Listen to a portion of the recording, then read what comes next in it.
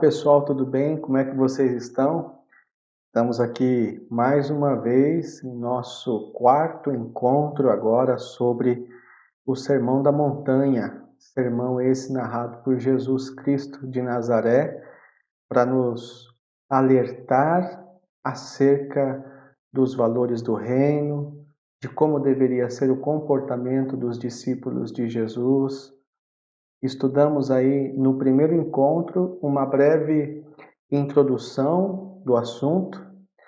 Falamos sobre como foi compilado ou pode ter sido compilado o Sermão da Montanha.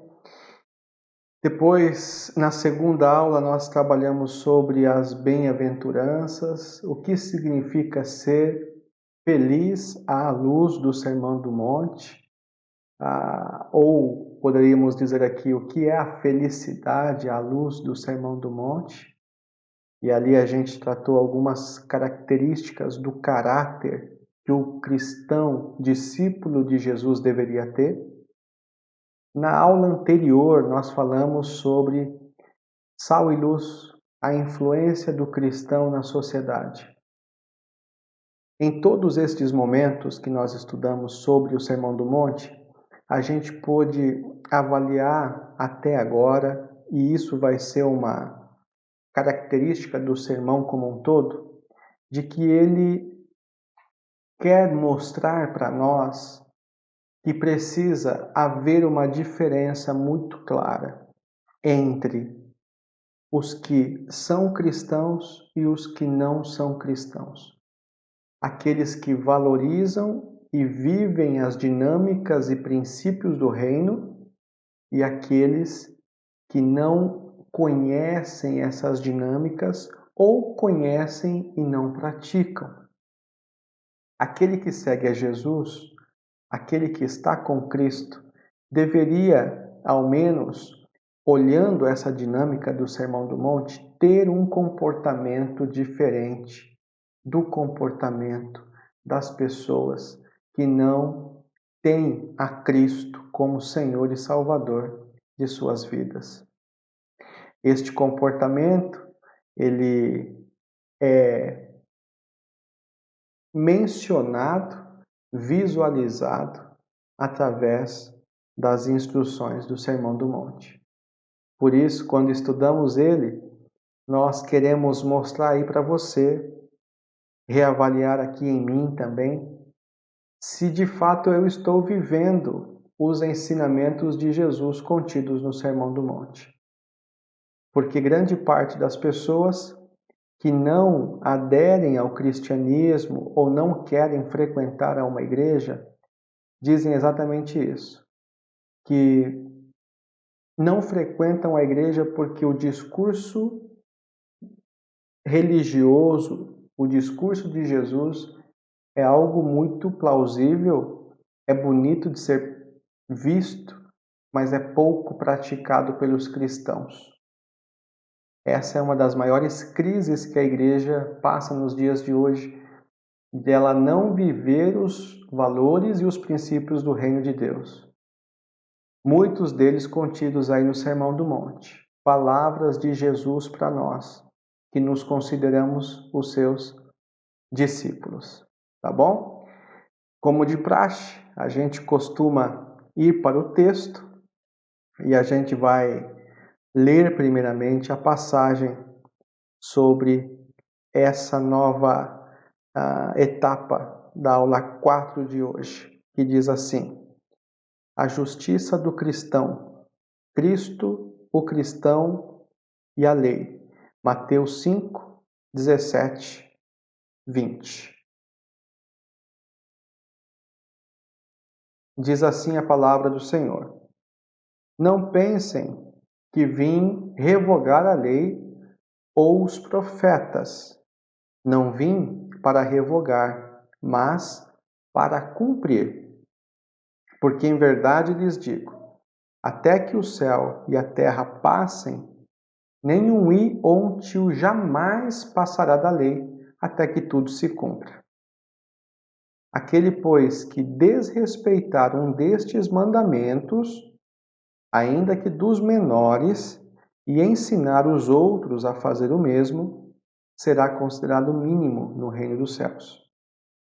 Aquele, porém, que os observar e ensinar, esse será considerado grande no reino dos céus.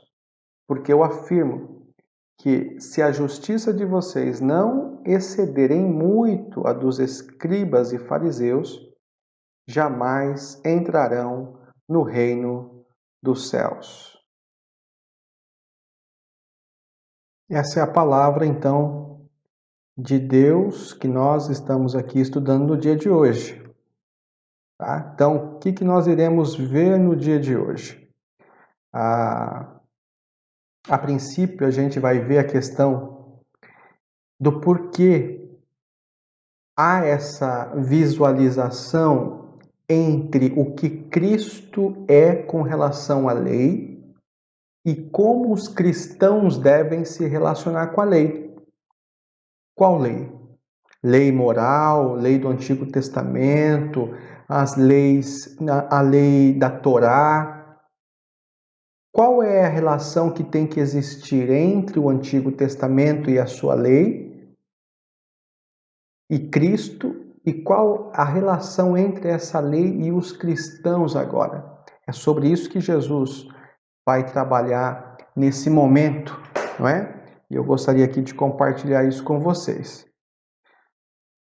Até então, Jesus falara sobre o caráter do cristão e sobre a influência que este teria no mundo caso manifestasse tal caráter, produzindo assim o fruto de boas obras. Agora ele prossegue definindo melhor este caráter e estas boas obras em termos de justiça. É aquilo que a gente estava conversando. Até agora aqui nós vimos ali o caráter do cristão, depois através das bem-aventuranças, depois a influência que os cristãos precisam exercer na sociedade, vivendo os valores das bem-aventuranças, e agora a gente vai ver como que o caráter e as boas obras terão que se relacionar com a justiça. De que formas esse relacionamento será dado? Portanto, precisamos entender isso neste momento do texto. A justiça do cristão. Cristo, o cristão e a lei. É sobre isso que a gente vai falar. Carlos Queiroz diz o seguinte: Jesus, durante todo o Sermão do Monte, busca interpretar o espírito dos mandamentos divinos e o faz nesta parte do sermão como nenhum outro intérprete da lei jamais fizera.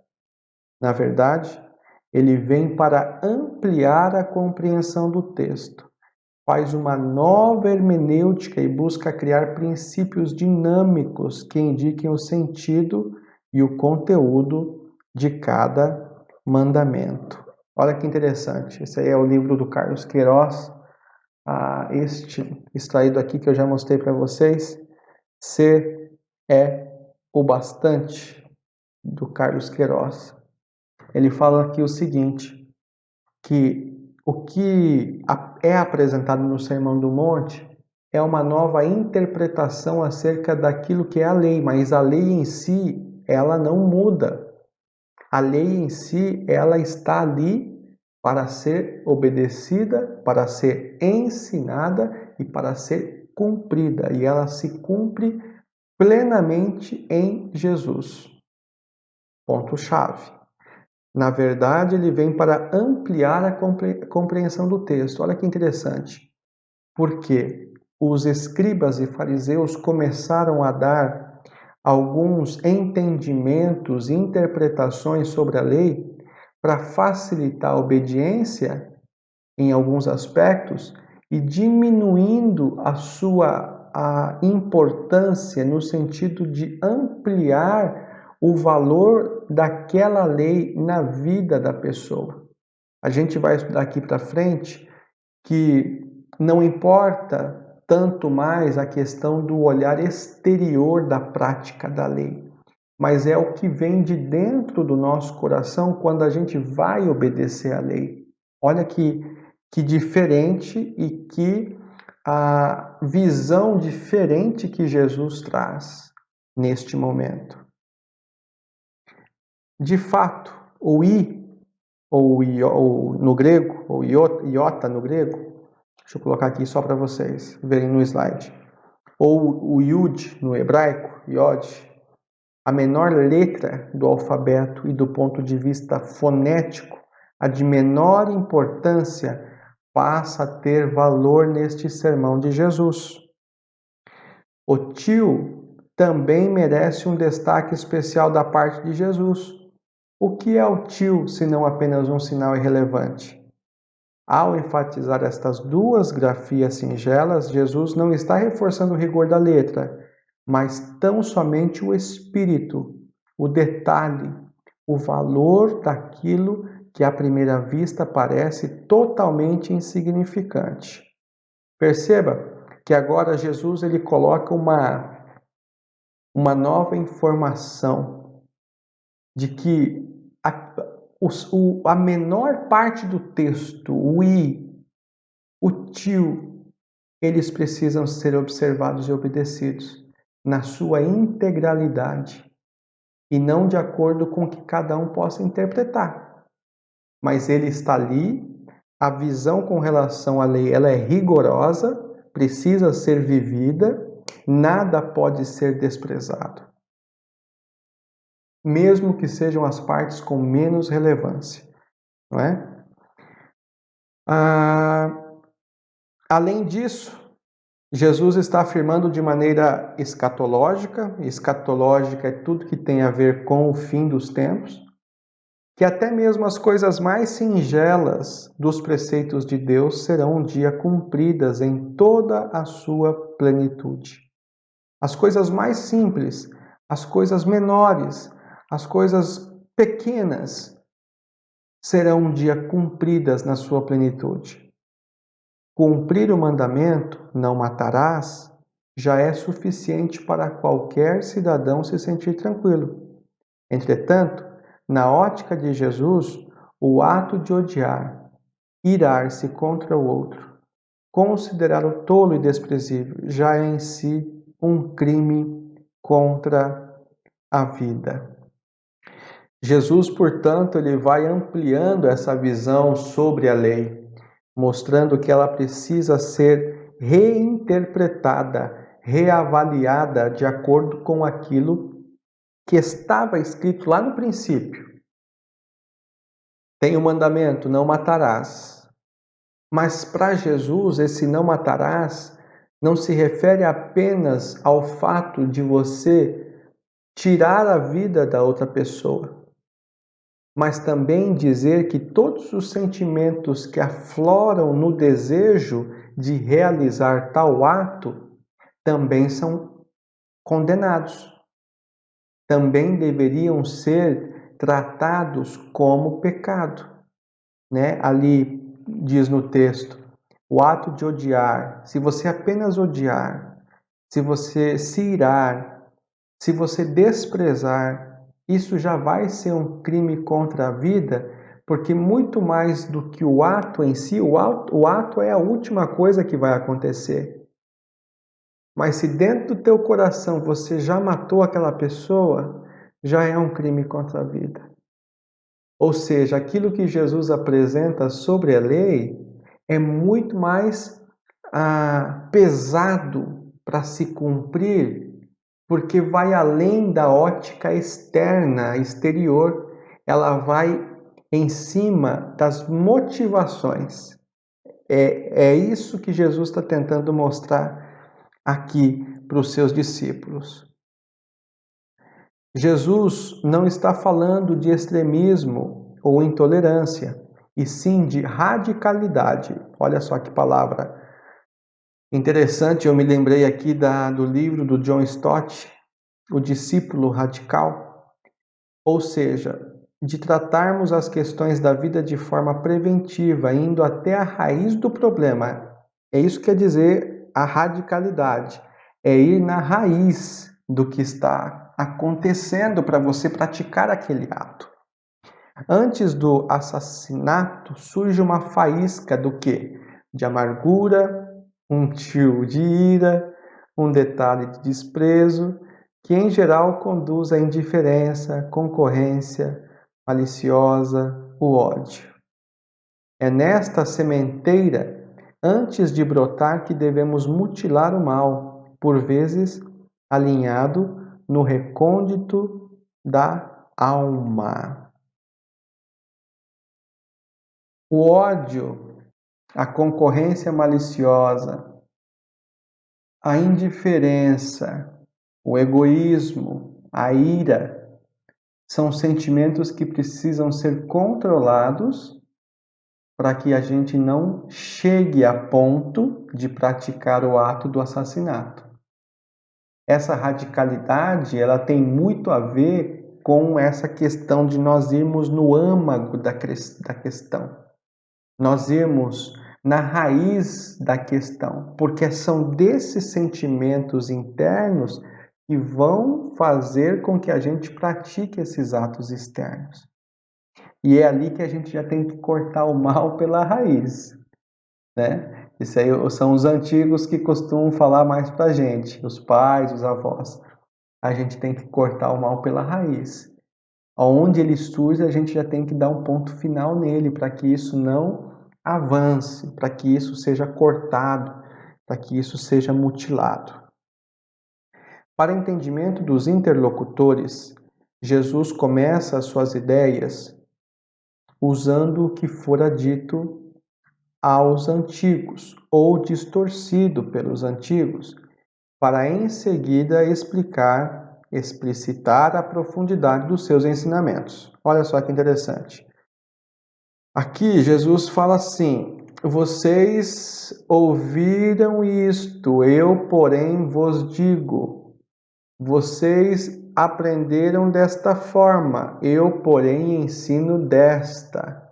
Eu dou essa interpretação. E as pessoas se espantavam com Jesus porque Jesus ensinava como alguém que tinha autoridade.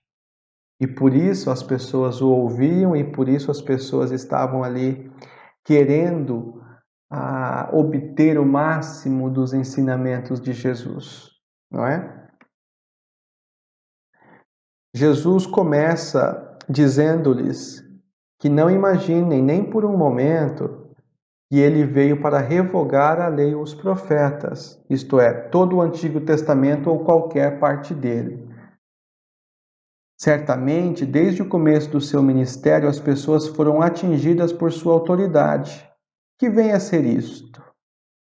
Era natural que muitos perguntassem que relação havia entre a sua autoridade e a autoridade de Moisés. E aqui você vai pensar comigo. A todo momento, as pessoas que caminhavam com Jesus queriam saber de fato o que ele pensava da lei de Moisés, porque era isso que eles viviam dia a dia.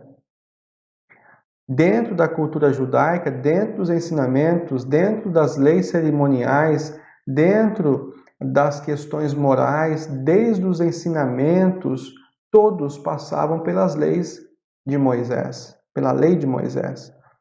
E as pessoas perguntavam, mas quem é esse que vem até aqui e está falando em nome de quem?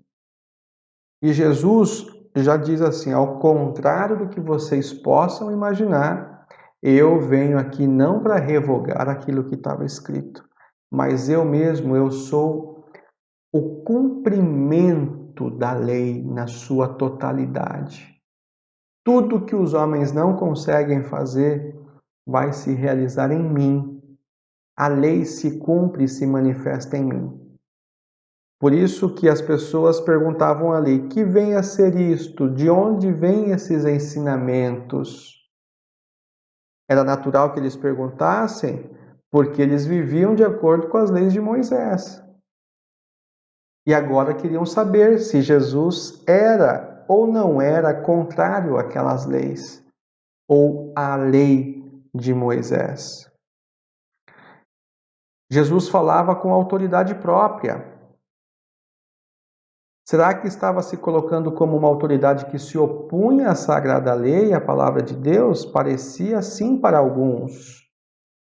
Ele veio, observe-se, a propósito que ele tinha consciência de que viera ao mundo com uma missão, não para revogar a lei e os profetas, deixando-os de lado ou anulando-os, nem tampouco para endossá-los de maneira estéril e literal, mas para cumpri-los, nem tampouco para endossá-los de maneira estéril e literal. Olha só, Jesus não veio, ele veio para revogar as leis e os profetas, mas ele não quer deixar eles de lado, não quer anular o ensinamento deles, mas ao mesmo tempo ele também não quer endossar na sua totalidade. Ele quer fazer essa análise, essa reinterpretação daquilo que eles falaram. E por isso os discípulos têm que estar atentos, porque dentro agora, chamando você aqui para a teologia reformada dos dias de hoje, a gente sempre aprende no seminário, na teologia, de que toda a análise que nós fizermos, a hermenêutica, a interpretação do texto, daquilo que a gente lê no Antigo Testamento, tem que ter como crivo, tem que ter como paradigma, tem que ter como aval o Cristo. Porque é através do Cristo que esta lei toda que existia e que existe no Antigo Testamento, ela se cumpre. Só que agora, essa reinterpretação, esta reeducação que Jesus está propondo para os seus discípulos, ela é algo que precisa ser vivido e experimentado pelos discípulos de uma forma nova, através do crivo interpretativo do que Cristo nos mostra sobre a lei. Ok? Vamos lá. Existem aqui 3 questões que eu gostaria de trabalhar com vocês, que fala sobre esta relação de Jesus, o Cristo, com a lei. Tá? Primeiro, o Antigo Testamento contém ensinamento doutrinário, ok? Beleza. Torá, a lei, geralmente traduzido por lei, significa, na verdade, instrução revelada. O AT, o Antigo Testamento, só para facilitar aqui para a gente, para abreviar, o AT realmente instrui-nos sobre Deus, sobre o homem, sobre a salvação, etc. Todas as grandes doutrinas bíblicas se encontram nele, mas ainda assim foi apenas uma revelação parcial. Jesus o cumpriu todo, no sentido de completá-lo com a sua pessoa, seus ensinamentos e sua obra. Vocês estão me acompanhando? Vocês estão vendo aqui comigo qual é a importância que tem o Antigo Testamento? Ok? No Antigo Testamento, a Torá, a lei, está ali contido nela grandes ensinamentos sobre a salvação, sobre o homem, sobre Deus. Mas esta revelação do Antigo Testamento é uma revelação que ela não é total, ela é parcial. Por quê? Porque ela só pode ser total em Cristo. É parcial porque ela mostrava apenas um lado. Ela apontava para um Messias, apontava para um Salvador. Só que ela não é assertiva em dizer aquele é ou aquele não é. Porque em Jesus ele assume para si: eu cumpro, eu estou aqui, eu sou aquele que está cumprindo a promessa que vem sido manifestada através dos profetas e pela lei. Então, ela é parcial e Jesus é aquele que cumpre ela no todo, certo? Uma segunda coisa com relação a essa relação entre Antigo Testamento, a lei e Jesus. O Antigo Testamento contém profecia preditiva. Grande parte dela contempla o dia do Messias, profetizando por meio de palavras ou apresentando em figuras e tipos, mas não passam de previsões.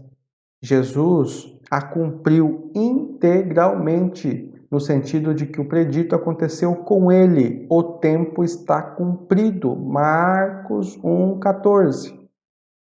Ou seja, o tempo está cumprido e o tempo se cumpriu em mim. É isso que Jesus está falando.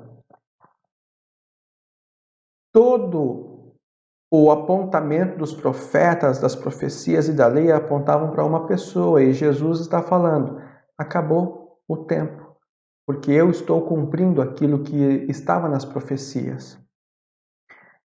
Essa profecia preditiva previa que ele viria, e por isso é parcial, porque em Cristo ela se manifesta por completo. Ok? Terceiro ponto. O Antigo Testamento contém preceitos éticos ou a lei moral de Deus. Ele fez mais do que obedecê-los pessoalmente. Ele, Jesus, ele explica o que a obediência implicará para os seus discípulos. Ele rejeita a interpretação superficial da lei dada pelos escribas e fornece ele mesmo a verdadeira interpretação.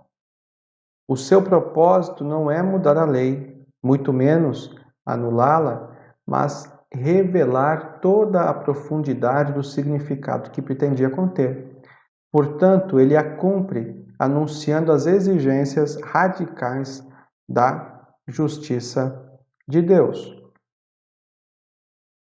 Ele não apenas obedece, o Cristo não apenas obedece, mas ele explica que esta obediência é necessária para os seus discípulos também.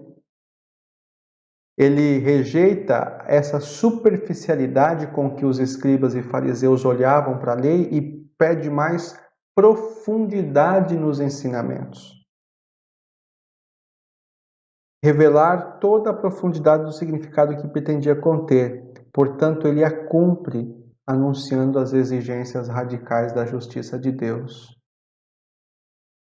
Ele não quer alterar a lei. Jesus não quer mudar o que está escrito. Ele cumpre, obedece e pede para que os seus discípulos também obedeçam. De uma forma radical. Muito mais radical do que os escribas e fariseus faziam. Porque o que eles fazem é de forma superficial, não é de forma profunda. Esse é o dilema da lei de Cristo. Cristo e a lei, como é que está ali no nosso título. Vamos lá. A palavra pois introduz a dedução que Jesus agora apresenta a seus discípulos para a validade duradoura da lei e a sua própria atitude com referência a ela. Revela uma conexão vital entre a lei de Deus e o reino de Deus. Olha só que importante isso. Porque ele não veio para aboli-la, mas para cumpri-la. E considerando que nenhum i ou um tio passarão da lei até que toda ela se cumpra, a grandeza no reino de Deus será medida pela conformidade à lei. Isso é um peso, isso é uma responsabilidade, porque também nós precisamos buscar o cumprimento da lei. E aí eu vou lá para Gálatas 5:22, onde mostra para nós o fruto do Espírito. Depois você lê aí Gálatas 5:22. Aquilo que é gerado pelo Espírito. Aquilo que é gerado pelo Espírito vai gerar vida, e aquilo que é gerado pela carne vai gerar morte.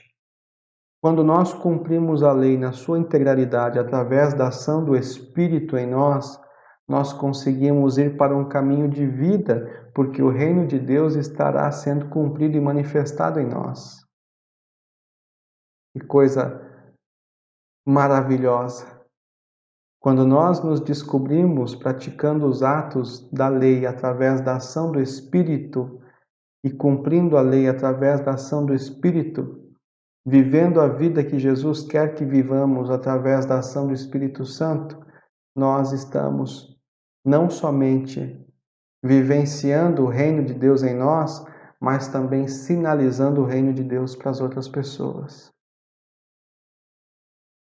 A obediência pessoal não basta, olha lá. O discípulo cristão deve também ensinar aos outros a natureza permanente e obrigatória dos mandamentos da lei. A grandeza do reino não é apenas avaliada pela justiça que se conforma à lei, mas a entrada no reino torna-se impossível se não houver um comportamento que exceda em muito. Aqui a expressão grega é mesmo bastante enfática ao dos escribas e fariseus, pois o reino de Deus é um reino de justiça. Esse parágrafo aqui, e novamente eu vou falar para vocês, toda a dinâmica desse estudo é baseada no livro do Carlos Queiroz, no livro do Martin Lloyd Jones e do Sermão da Montanha contra a Cultura Cristã, do John Stott. John Stott trabalha muito bem essa questão e eu penso da mesma forma como ele conduz esse estudo, e ele diz aqui: o discípulo cristão deve também ensinar aos outros a natureza permanente e obrigatória dos mandamentos da lei. Se você for ali ver versos 19 e 20 do texto, você vai ver a importância que Cristo dá em dizer que aquele que me segue, aquele que está em mim, ele, além de fazer e tentar cumprir o que está escrito ali na lei, ele também terá que ensinar aos outros a importância de praticar a lei, viver conforme a lei, não no sentido da lei escrita, não no sentido da lei burocrática, mas viver os mandamentos de Deus precisam ser vivenciados e ensinados. Muito mais do que faziam os escribas e fariseus. Então é essa a responsabilidade que Jesus está dizendo. Existe a lei, e a lei em si, ela é perfeita. O problema foi o que fizeram com ela ao interpretá-la dessa forma. Eu estou dizendo para você, Jesus está dizendo, né? Jesus dizendo para você que vocês estão vendo que a lei se cumprindo em mim. E se vocês querem ser meus seguidores, vocês também precisarão seguir os meus passos, que é tentar fazer que esta lei se cumpra em nós. Não por uma mera obediência mecânica, mas tentando fazer com que o nosso coração seja o mais puro e santo e mais parecido com o coração de Deus, para manifestarmos as boas obras àqueles que estão do nosso lado. Essa é a responsabilidade. A justiça do cristão é maior do que a justiça dos fariseus porque é mais profunda, porque é uma justiça do coração. Desde Freud, fala-se muito em psicologia profunda. A preocupação de Jesus era pela moralidade profunda. Os fariseus contentavam-se com uma obediência externa e formal, uma conformidade rígida à letra da lei. Jesus ensina-nos que as exigências de Deus são muito mais radicais do que isso. A justiça que lhe agrada é uma justiça interna, de mente, de motivação, pois o Senhor vê o coração. Os fariseus costumavam praticar a lei como uma forma mecânica de serem aceitos por Deus. E por isso, muitas vezes, eles não conseguiam analisar a lei e viver a lei de uma forma profunda, porque é muito mais difícil viver desta forma. Jesus ensina-nos que as exigências de Deus são muito mais radicais do que isso. Se você, já dentro do seu coração, desejar a morte do outro, isso já é um crime, já é um pecado, não é só o ato. Não cobiçarás, mas você não precisa chegar ao ato de se deixar cair na tentação, mas só se você pensar em ter um desejo, você já estará pecando. O processo de busca de santificação, de purificação, de aproximação de Deus no cristianismo é muito mais pesado e só pode ser vivenciado através da ação do Espírito Santo, porque nós não somos capazes de viver assim, dessa forma. Somente aqueles que nascem de novo conseguem realizar esses atos.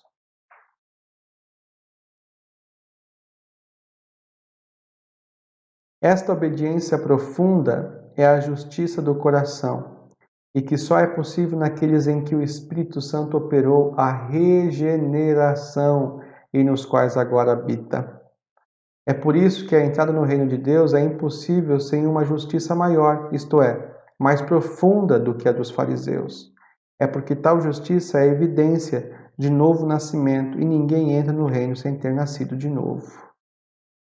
Eu poderia meditar nesse aqui, somente nestes 2 parágrafos aqui, por dias, mas a gente não vai ter tempo para isso.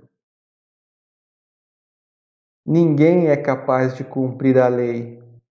Você e eu não somos capazes de cumprir, só Jesus foi capaz de cumprir na sua plenitude, na sua integralidade, na sua completude.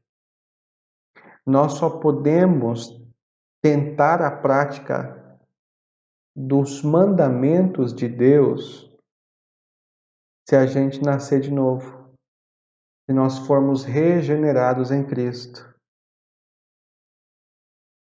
Através de uma força maior, através de algo maior, porque de nós mesmos não vai vir essa capacidade de cumprir a lei. Não é de nós, não é natural de nós.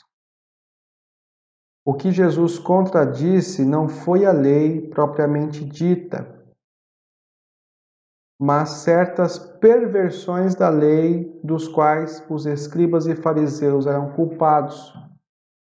Longe de contradizer a lei, Jesus a endossa, insiste sobre a sua autoridade e fornece a sua verdadeira interpretação. Ok? Os escribas e fariseus estavam evidentemente restringindo as proibições bíblicas do homicídio e do adultério apenas ao ato.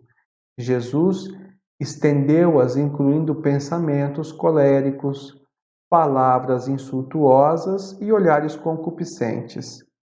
Eles restringiam o mandamento sobre o juramento apenas a certos votos, envolvendo o nome divino, e o mandamento sobre o amor ao próximo apenas a certas pessoas, olha lá, as da mesma raça e religião. Jesus disse que todas as promessas têm de ser cumpridas e todas as pessoas amadas sem limitações. Aqui você está vendo alguns exemplos claros do que é a nova interpretação de Jesus através desta nova forma de ensino que ele está nos dizendo. Quando você pensa que o homicídio é só o ato, não. Os pensamentos coléricos também, as palavras também insultuosas, os olhares concupiscentes com malícia, já são motivos de você pedir perdão a Deus. O mandamento apenas a certos votos, por exemplo, envolvendo o nome divino, não dizer o nome de Deus em vão. O mandamento sobre o amor ao próximo, era só o próximo a quem? Somente os da mesma raça, somente os judeus, somente aqueles que pertenciam à religião judaica. não era aos estrangeiros. Todas as pessoas precisam ser amadas e as promessas precisam ser cumpridas em todas as pessoas. O que Jesus fez foi explicar o verdadeiro significado da lei moral, com todas as suas implicações inquietantes. Ele ampliou os mandamentos que eles estavam restringindo e restringiu as permissões que eles estavam alargando.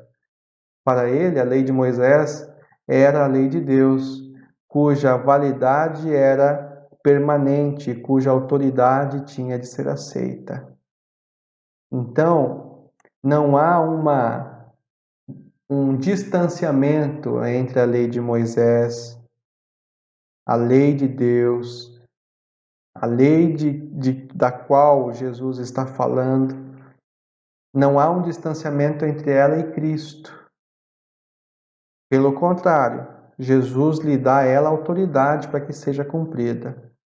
E nela ele se cumpre, nele é cumprida a lei, não é? O último slide aqui para a gente refletir. Uma passagem aqui do João Calvino, que diz assim: no Sermão do Monte, vemos Jesus não como um novo legislador, mas como fiel explanador da lei que já fora dada. Os fariseus tinham obscurecido a lei. Jesus restaurou-a em sua integridade. Jesus foi o fiel explanador da lei. Explanou a lei da forma como ela deveria ser analisada de fato. Jesus restaurou essa integridade da palavra de Deus. Eu espero que você tenha entendido essa relação. Se surgir alguma dúvida, você pode digitar aí no chat do Facebook, nos comentários. Você pode entrar em contato ali pelas mensagens do Face também depois. Qualquer dúvida que você tiver sobre este estudo, você pode entrar em contato com a gente, que a gente vai ter o maior prazer em te responder, porque eu gosto mesmo do estudo realizado lá no templo ou na sala com as pessoas presencialmente, porque enquanto eu falo, surgem várias perguntas e eu acho que o ensino ganha mais com isso. Porque não é somente uma fala minha que quer dizer que eu detenha o total saber daquilo. Mas na igreja a gente consegue perceber e receber as percepções que as pessoas têm sobre essas passagens. É mais enriquecedor. Mas participe nos comentários, escreva suas dúvidas. Nós teremos o maior prazer em responder e satisfazer aí as suas indagações. Tá bom? Bom, na próxima aula, nós vamos falar sobre mutilando sentimentos criminosos. Nós vamos ler ali Mateus capítulo 5, verso 21 ao verso de número 30. Essa será a nossa próxima aula. O que será que nós vamos ver aqui de Jesus falando para a gente se atentar aos nossos sentimentos? Que sentimentos são esses que a gente precisa cortar pela raiz? Olha, eu espero que você tenha gostado deste estudo, desta aula, e a gente se encontra na próxima. Um forte abraço para você, para sua família, tá bom? Comente, curta, compartilhe aí esse conteúdo para as pessoas que você acha que gostariam de saber um pouco mais sobre Jesus, tá bom? Forte abraço aí para todo mundo, nos vemos na próxima aula. Tchau, tchau.